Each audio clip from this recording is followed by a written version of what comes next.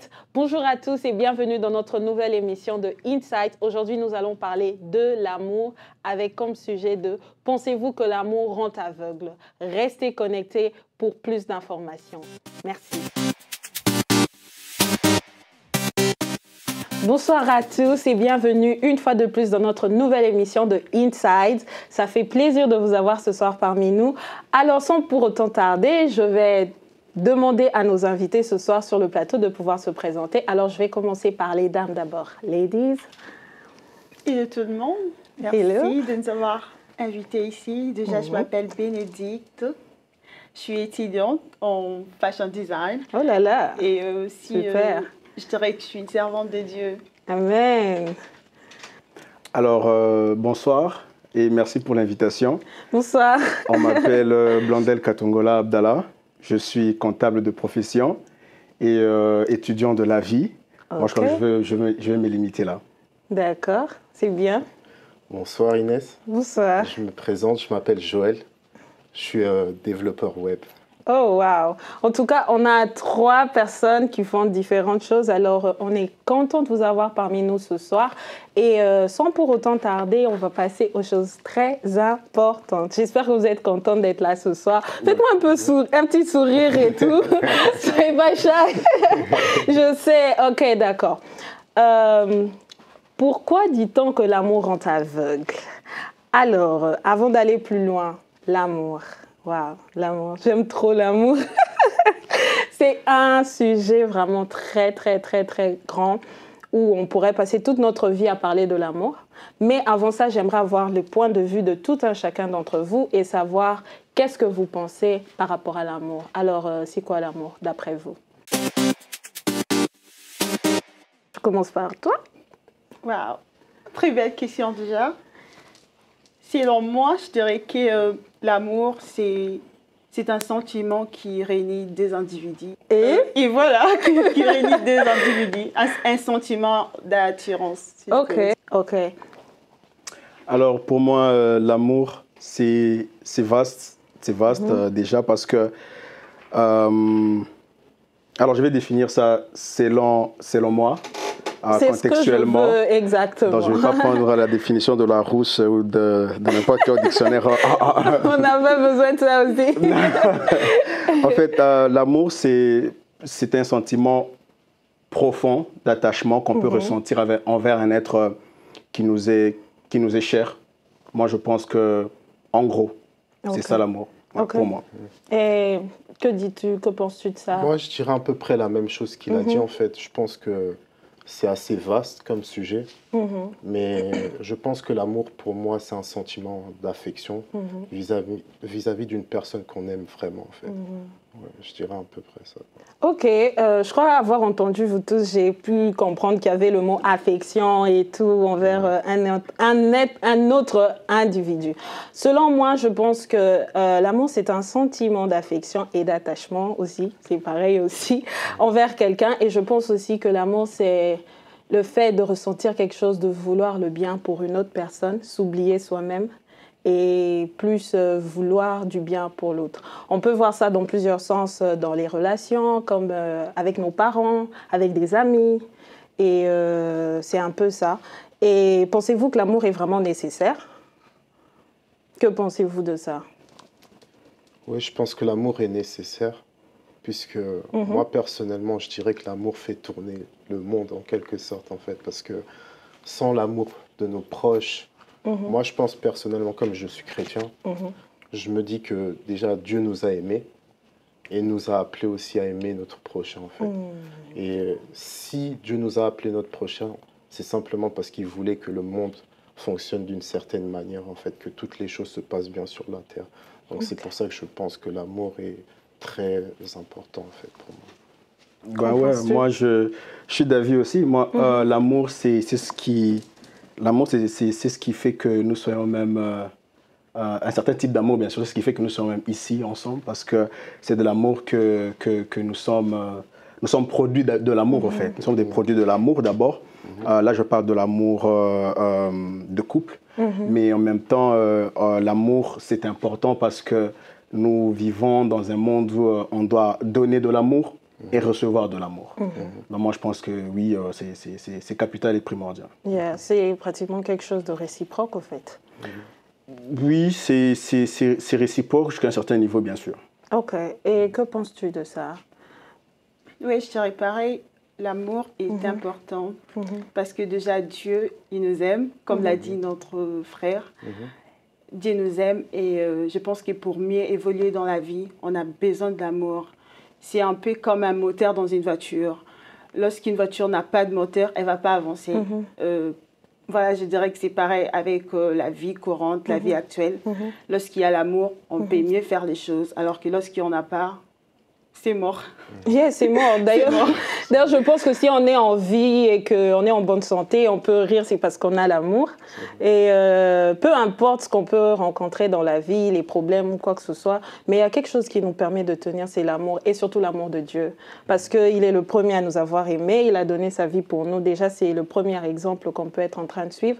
Mais quand on parle en général comme ça, moi je pense que l'amour vraiment, c'est comme elle a dit, la sœur Bénédicte, c'est le moteur. Le moteur de la vie, c'est comme la voiture a besoin du carburant pour avancer. Je crois que l'être humain aussi a besoin d'amour et tout. Et j'ai beaucoup aimé ce que tu as dit par rapport, on est réunis ici, c'est l'amour. Et yeah, je crois que quelqu'un d'autre a quelque chose d'autre à rajouter par rapport à l'amour et tout. Et pensez-vous que l'amour est aveugle et sourd vu qu'on parle de l'amour? Parce que c'était ça déjà le sujet. On a pu définir l'amour, mais est-ce qu'à un certain niveau, l'amour est-elle sourde et aveugle? Pensez-vous vraiment que c'est quelque chose de vrai ou bien que ce n'est pas quelque chose de vrai? Moi, je dirais en fait que quand on dit l'amour est aveugle, je pense plutôt en fait que ça veut dire que l'amour nous rend plutôt vulnérables en fait.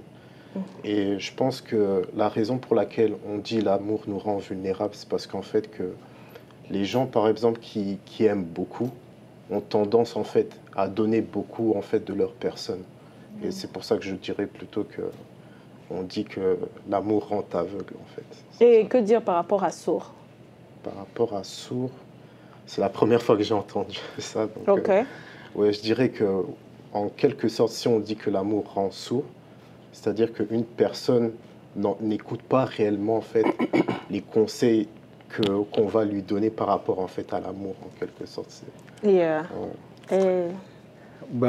Pour moi, je trouve que l'amour a une capacité aveuglante. Ça, c'est une réalité.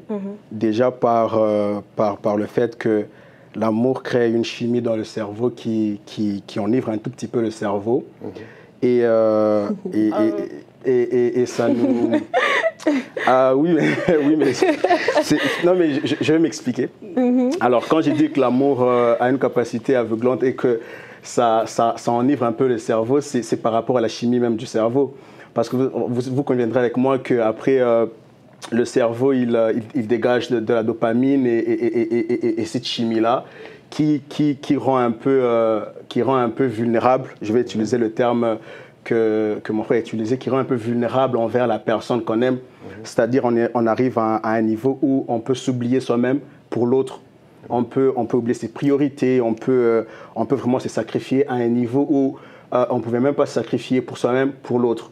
Et ça, ce n'est pas de la capacité logique de l'être humain de faire ça, c'est plutôt de la capacité irrationnelle. Et donc là, j'amène déjà le terme de rationalité et de manque de rationalité dans la chimie que l'amour peut créer, comme émotion bien sûr, peut créer dans l'être humain. C'est comme un grain de folie au fait. Oui, on peut dire ça, on peut appeler ça un grain de folie, mais moi je trouve que vraiment ça a une capacité à aveugler, mais comme on parle aussi de l'assourdissement, ben oui, l'amour peut... La même capacité qui peut faire que l'amour aveugle, puisse rendre aveugle, bien sûr, j'y arrive, et la même capacité qui va faire que ça puisse rendre sourd, en fait. Ok. Bon, moi je vais dire, c'est mon tour je crois, je vais dire qu'il existe un coup de foudre. Il faudra faire une différence entre un coup de foudre et l'amour. Parce que selon moi, je me dis qu'un coup de foudre, c'est ces sentiments qui arrivent soudainement et on s'oublie. C'est comme une drogue. Ça te fait tout oublier et à la longue, ça disparaît. L'amour, c'est quant à l'amour, c'est ces sentiments-là qui demeurent pour toujours. Ça bouge pas. Tomber amoureux de quelqu'un. Ça bouge pas. Ça bouge pas. La personne peut avoir des défauts, on sera toujours là. On va comprendre ses imperfections et... oh my God. On comprend ses imperfections. On va comprendre ses imperfections et on va l'aimer comme ça jusqu'à la longue. Ok, comme elle a dit, le coup de foudre, c'est quelque chose qui vient, ça frappe. On a l'impression qu'on est vraiment amoureux, mais ce n'est pas de l'amour. Mais quand c'est quelque chose, ça vient et ça part. Aussi vite que c'est venu, aussi vite ça peut repartir. Au premier peut-être défaut, la première erreur, par exemple, une certaine dispute, un certain mauvais comportement, ça fait que le coup de foudre puisse partir. Mais quand on parle de l'amour, comme elle a voulu dire tomber amoureux, ça fait que... on devienne aveugle parce que quelqu'un peut être en train de mal nous traiter, mais parce qu'on est amoureux de la personne, on continue à rester avec cette personne-là. Mais quant à dire à être sourd, je pense que on est sourd. Quand on est vraiment amoureux, on devient sourd et on devient aveugle. Non, pas aveugle. Oui, aveugle aussi. On devient aveugle, on devient les deux dans le sens où... on nous conseille, on a tous, je crois nous tous, on a eu à être dans des relations ou bien même on a eu une amie qu'on a beaucoup aimée dont nos parents nous ont dit c'est pas une bonne personne, mais on n'a pas entendu parce qu'on était sourds, on aimait cette personne-là. Et à la fin, ce sont les conséquences qui nous ont plus corrigés. À la longue, on arrive à un certain niveau où on se rend compte que, ok, je pense que je décide maintenant de plus continuer à être aveugle et de pouvoir voir. Ouais, moi, je crois qu'on doit faire la part des choses. Déjà, moi, je trouve que l'amour peut rendre aveugle, mais ce n'est pas une... c'est juste une capacité que l'amour a, en fait, de nous rendre aveugles. Mais on a le choix, en fait. C'est ce qui est intéressant. Dire que quand on aime, on devient aveugle, ça sera conditionné un peu l'être humain à cet aveuglement-là, que l'émotion même dont nous parlons ici, l'amour. Et ici, je crois qu'on doit préciser, c'est l'amour passionné, l'amour passionnel, au fait, qui n'est pas forcément bien par moment. Je ne veux pas aller là-bas, parce que ce sera encore tout un autre débat.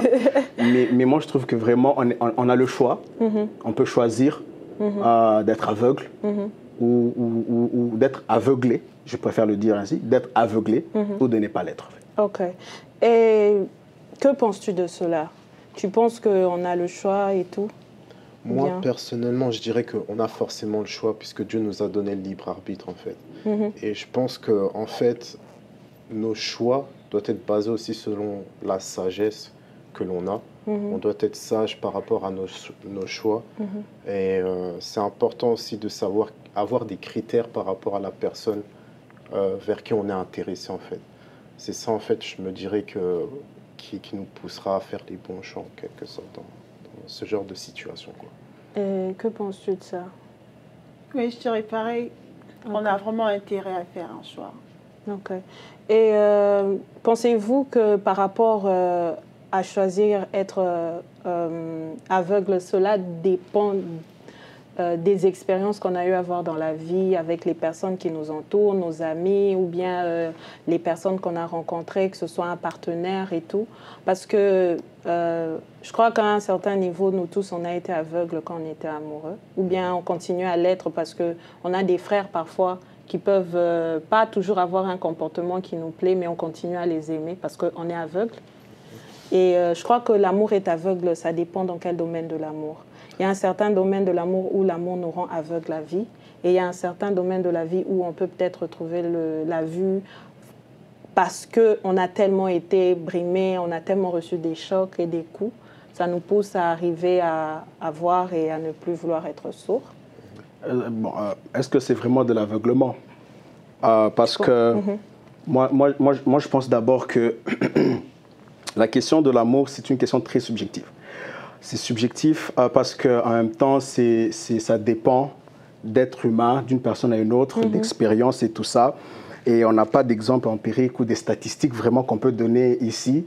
On parle plus de nos propres expériences, de ce qu'on a entendu, on a lu et tout. Et on dit ça déjà pour poser des bases. Je trouve qu'il y a l'intention qui compte en fait. Pour moi, je considère, à mon sens, qu'il y a cet amour, il y a cette intention qui vient renforcer l'amour et qui nous permet d'être dans cette dynamique-là, de ne pas, j'emploierai le terme, dans cette mouvance-là, d'éviter d'être vraiment aveuglé par l'amour. Alors, par exemple, pour l'amour, si on doit sortir de l'amour passionnel, si on devait parler de l'amour entre frères, de l'amour fraternel, moi je trouve qu'il y a cette intention d'abord. Il y a cette en anglais, awareness, cette connaissance de savoir que c'est mon frère. Et donc, je dois tolérer. Et donc, si je dois emprunter le terme de chrétien, on dit dans la Bible, c'est l'amour tolère, l'amour patiente, l'amour ne jalouse pas. C'est beau, en fait, la définition que la Bible donne à l'amour, c'est très beau. Et donc moi je trouve que partant de cette définition-là, on se rend compte qu'il y a d'abord cette connaissance-là, de savoir quelle est la relation que j'ai avec cette personne d'abord, et puis l'intention qui vient après. Et on est intentionnellement porté vers l'autre, donc avec la partie logique qui est toujours là. Ok, mais c'est un verset qui s'applique à tout le monde. Même en relation, au fait, le verset de l'amour en passion et tout.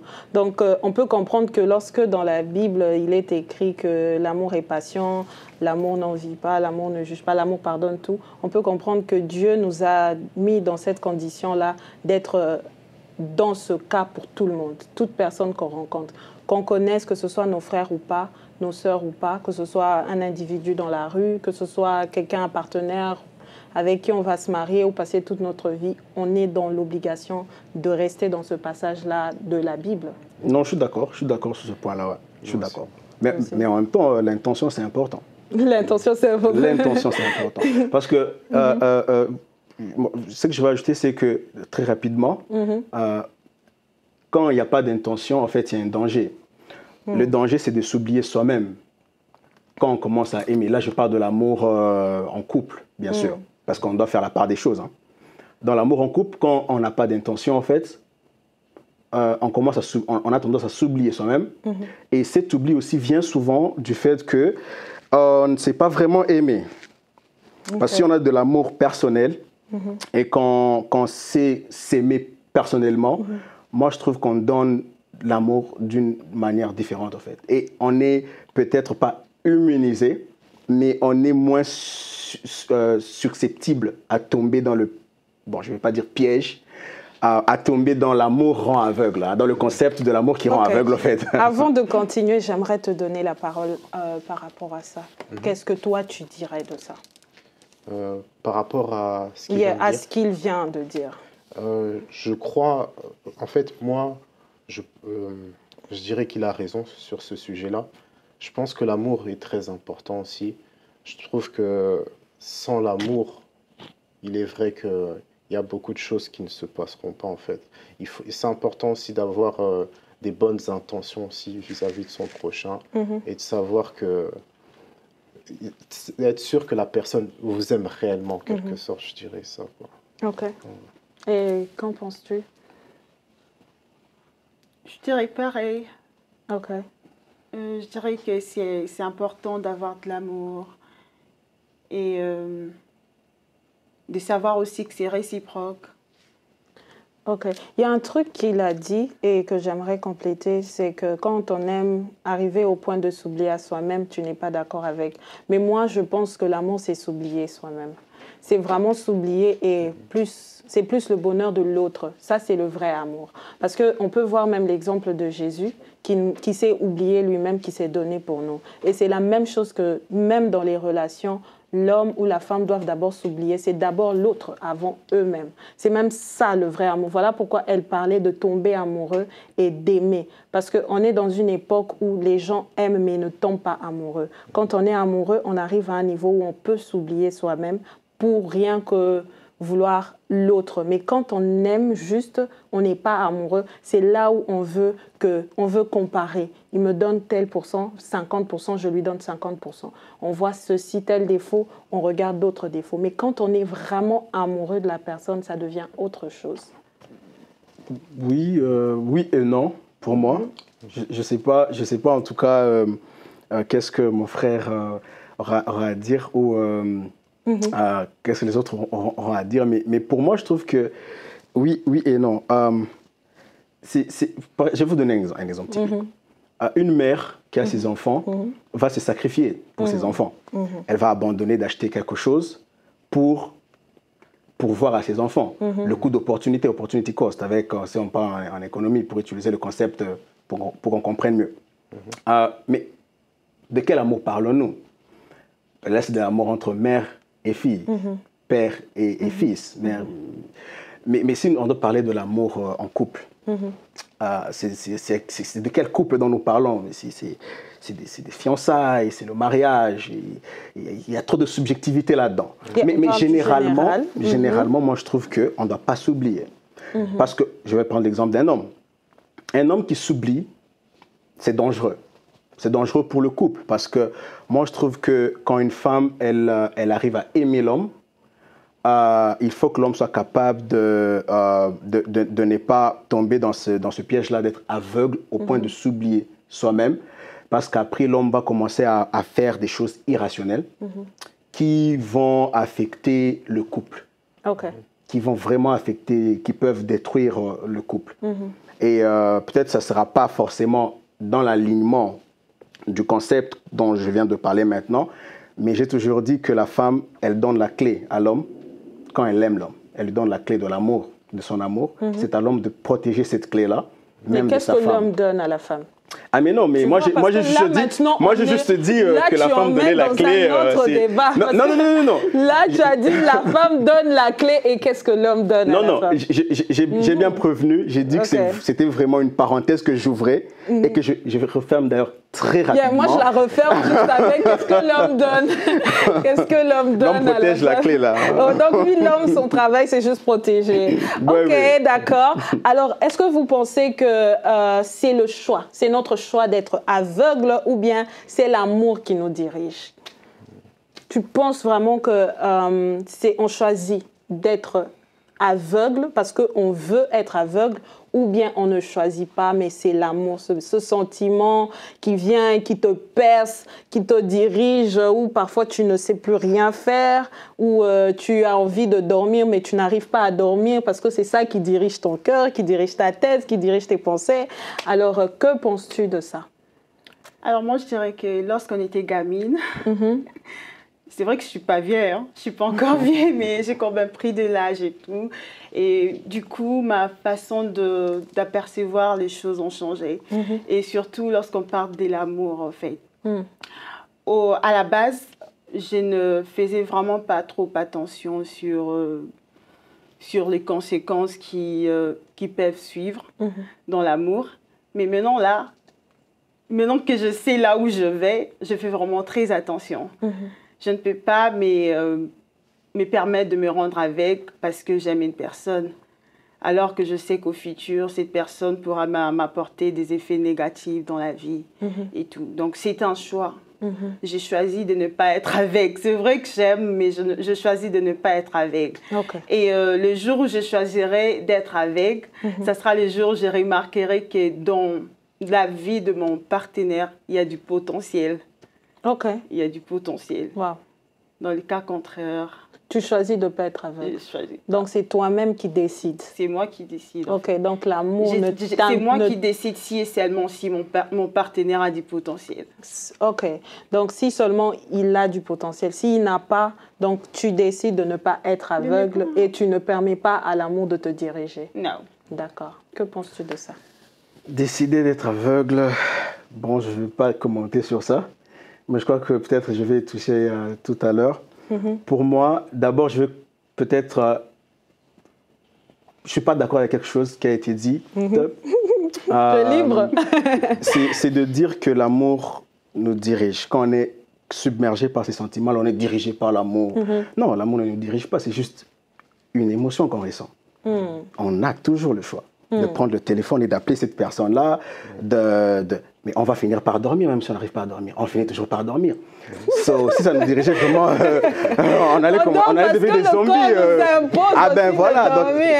C'est pour dire qu'il y a d'autres forces qui entrent en jeu. Et donc, moi, je trouve que c'est pas l'amour qui nous dirige. On a le choix de se laisser diriger par l'amour. Et le danger, c'est quand on se laisse diriger par ces sentiments d'amour.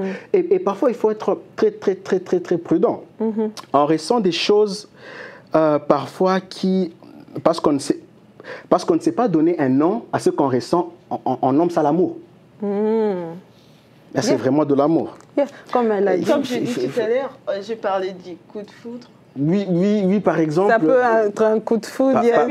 Par exemple. Ça peut être un attachement excessif. Un attachement excessif. Il y a un moment d'impulsion excessive et tout. Ça peut être même parfois quand on est faible, quand on est faible émotionnellement, on a tendance à être vulnérable. À s'attacher facilement. Ça peut être ça aussi. Et donc, c'est vraiment cette différenciation qu'on doit faire, qu'on doit mettre en place. Et voilà pourquoi je voulais d'abord mettre ça à côté. Et puis atterrir pour dire que le choix appartient à la personne qui aime. Moi, je trouve que quand on rencontre quelqu'un, encore là, on parle de l'amour de couple, quand on rencontre quelqu'un, qu'on décide d'aller vers cette personne, il y a eu l'intention. Donc, il faut garder cette intention-là en tête pour dire, j'ai pris la décision de parler à cette personne. Pour nous, les hommes, par exemple, si je décide à parler à une dame.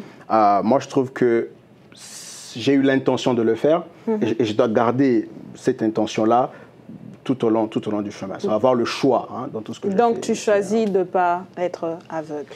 Donc, tu vas... Oui, tu peux choisir de l'être ou de ne pas l'être. OK, donc l'amour ne te dirige pas. De succomber, parce que par moment, ça nous submerge tellement que la question n'est plus de choisir de l'être, c'est de choisir soit de succomber ou de ne pas succomber. Succomber. OK, donc pour toi, tu te dis que tu préfères... ne pas succomber, ne pas succomber. Oui. OK, je vais chez toi. Moi aussi, je préfère ne pas succomber. Pourquoi tu préfères ne pas succomber? Parce que tu ne vas pas nous dire je préfère ne pas parce succomber. Il y a des avantages en fait si on succombe en fait à l'amour. Mais ça t'est arrivé de succomber, non? Une fois dans ta vie? Oui, ça m'est déjà arrivé de succomber. Plusieurs fois? Peut-être une fois ou deux. Mais en fait, c'est justement ça en fait qui te donne aussi l'expérience aussi dans la vie plus tard et tu sais comment ne pas succomber en fait. Comme disent les Américains, on connaît les red flags, donc voilà quoi. OK. Donc pas, ça préfère, ça marche pas l'aveugle, pas aveugle, donc pareil aussi. OK, d'accord. Moi, pour ce que je dirais à ça, ce que je pense aussi qu'on choisit, mais à un certain moment aussi, on fait le choix au fait. On fait le choix, mais à un moment aussi, l'amour peut nous diriger, qu'on le veuille ou pas, parce qu'on est tous tombés amoureux de quelqu'un, peut-être qu'on ne s'y attendait pas. On avait décidé de ne pas aimer la personne, mais on s'est retrouvé étant amoureux de cette personne-là, ou bien étant attiré par cette personne-là. Mais au départ, quand on a rencontré cette personne-là, on avait décidé, on s'était dit que ce n'était pas, je ne veux pas aller loin avec elle, ou bien ce n'est qu'une amie, ou bien c'est juste quelque chose, mais on s'est retrouvé dans la relation. Ça veut dire que moi, je me dis que ça va dans les deux. Ça va dans le sens où, à un moment, c'est ça qui nous dirige, et à un certain moment, on peut aussi avoir le choix de choisir. Donc, je me dis que je suis dans les deux. Donc, il y a un moment où ça nous frappe. Comme on dit, l'amour, ça vient, ça frappe. Ça te frappe. Ça peut te trouver à un moment où tu n'étais pas prêt, ça te trouve. Mais il y a des moments aussi, c'est moi qui fais le choix. Donc, voilà. Mais en fait, ça, c'est beau, en fait. C'est beau. C'est beau que l'amour puisse nous frapper à un moment où on s'entend le moins. Mais cela ne veut pas dire qu'on est aveugle ou qu'on est aveuglé par l'amour. Moi, je peux tomber amoureux de quelqu'un pour qui je ne pensais pas que je tomberais amoureux. Mais ça ne fait pas de moi aveugle, en fait. Je ne vais pas l'aimer aveuglement, j'ai toujours le choix. OK, d'accord. Bon, avant de finir, on est arrivé presque à la fin. Je vais poser la dernière question. Alors, si, comme vous avez tous parlé de l'aveuglement et tout, est-ce que vous trouvez qu'au cours du chemin, il est possible de trouver la vue et tout? Je sais qu'on a eu à parler de ça. Il y a certaines personnes où vous avez dit que vous pensez que vous aimez, mais vous n'êtes pas aveugle. Mais moi, ce que je dirais, avant de continuer à vous laisser la parole, ce que je dirais dans ça, c'est que je pense qu'à un certain moment, nous tous, on a été aveugles parce qu'il y a des défauts que tu peux voir que tu ne supporteras pas, mais tu acceptes de les supporter parce que tu te dis, je vais être aveugle par rapport à ça. Alors, je crois que je vais te donner la parole. Que penses-tu de ça pour finir? Qu'est-ce que tu penses par rapport à ce sujet que je viens de dire? Si l'amour rend aveugle, est-ce qu'on peut retrouver la vue et tout ça et comme ça? Ah oui, il y a toujours un chemin. Ok. Parce que il faut dire que au départ, lorsque deux individus se réunissent déjà, ils ne montrent pas leur vraie facette. Il y a de partenaires qui viennent avec de facettes cachées, ok? Et du coup, on tombe amoureux de l'autre, on s'aime et l'amour s'approfondit. Et il arrive aussi un moment où on découvre que la personne n'était vraiment pas ce dont on avait pensé. Et lorsqu'on découvre ça, ça dépend de nous maintenant de décider. Je veux vraiment continuer à vivre cette personne avec sa facette cachée ou bien devrais-je passer à autre chose? Devrais-je prendre mes bagages et partir? Okay. Moi, je dirais que c'est possible de trouver. Ok. Et un mot de la fin? Un mot de la fin. Yeah. Moi, je dirais que il ne faudra pas être aveugle. Ok. Il ne faudra pas être aveugle dans l'amour. Lorsqu'on aime quelqu'un, ou bien lorsqu'on aime quelqu'un, on devra aimer avec sa tête. Il est important de réfléchir. Il est important de réfléchir pour éviter des effets catastrophiques à la longue. Il faudra vraiment aimer avec sa tête. Ok, d'accord. Et je vais aller chez monsieur. Blondel. Je sais. Alors, je vais juste donner un petit coup de main. L'amour et l'aveuglement. Je trouve que on ne doit pas peut-être, à mon avis, on ne doit pas confondre la beauté de la définition de l'amour, même de la Bible, à l'aveuglement. Parce que la Bible dit l'amour tolère. Le fait de tolérer le défaut de quelqu'un ne veut pas dire que je suis aveugle. Je tolère juste. Je donne juste la chance à cette personne-là. Je vois juste la capacité de grandir en cette personne-là. Ce n'est pas de l'aveuglement, c'est la tolérance. Cela dit, il y a une collaboratrice à moi très très longtemps, je crois il y a une année, elle m'avait dit quelque chose de très intéressant. Et ça tombe bien en fait qu'aujourd'hui je peux l'utiliser et j'utilise sur un plateau, c'est très drôle en fait. Elle m'avait dit que l'amour rend aveugle, le mariage nous rend la vue. Alors moi, avec ça, je me dis, ben, ça dit beaucoup. C'est-à-dire qu'après, on aime, c'est que la personne nous vend. Parce qu'on se vend, en fait. On veut attirer l'autre. On veut gagner l'autre. Ça, on vend. Mais après, on est à un moment fatigué de vendre. Bien. Et on se fatigue. Dépose. Et c'est le mariage souvent qui amène ces... à ressortir. Bon, je ne vais pas expliquer ce dicton-là, mais plutôt pour moi, je trouve que oui, on peut être aveuglé par l'amour, ce qui n'est pas forcément souhaitable, mais ce qui n'est pas non plus une fatalité. C'est-à-dire on peut être aveuglé par l'amour, mais d'ailleurs, en cours de chemin, moi je trouve qu'on finira par ouvrir ses yeux parce qu'on doit voir les choses d'une manière rationnelle. C'est-à-dire, oui, c'est possible d'ouvrir ses yeux avec le temps. Ok, donc c'est ça le conseil de la fin que tu donnes, d'ouvrir les yeux, un conseil de la fin? Bon, non, pour moi, si je dois dire un mot de la fin, je trouve que il faut aimer intentionnellement, il faudrait être, je trouve, soi-même, et puis donner de l'amour sans toutefois attendre... Là, je parle de l'amour en général, parce que je ne veux pas être là, me focaliser sur le couple. So, permettez-moi un peu de conclure sur l'amour en général pour dire il faut donner de l'amour sans attendre forcément retour. En retour, d'accord. Et que penses-tu de ça? Un mot de la fin et ta conclusion. Moi, personnellement, je pense qu'on peut retrouver, en quelque sorte, on peut aimer à nouveau et aussi avoir l'expérience aussi par rapport à notre passé, par rapport aux erreurs qu'on a fait aussi dans le passé. Et pour le mot de la fin, je dirais simplement que aimer sincèrement, c'est tout. Aimer sincèrement.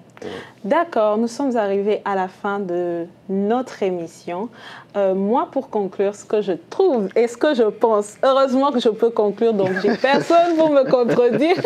Donc, je vais dire ceci. Moi, ce que je pense par rapport à l'amour, le dernier conseil que je donnerais, c'est bien d'aimer, mais il est important de réfléchir parce qu'on est dans une génération où tout peut arriver. J'aime avec mon cœur, je n'attends rien en retour, mais la tête fonctionne. Donc, il est très important de réfléchir et d'aimer avec son cœur et surtout de s'oublier aussi, c'est important, même si certaines personnes m'ont contredit et tout. Mais voilà, alors merci d'avoir été avec nous ce soir. Nous sommes arrivés à la fin de notre émission et j'espère vous avoir parmi nous ce soir. Et merci beaucoup à vous de nous avoir suivis. N'oubliez pas de liker, de partager la vidéo. Bye bye.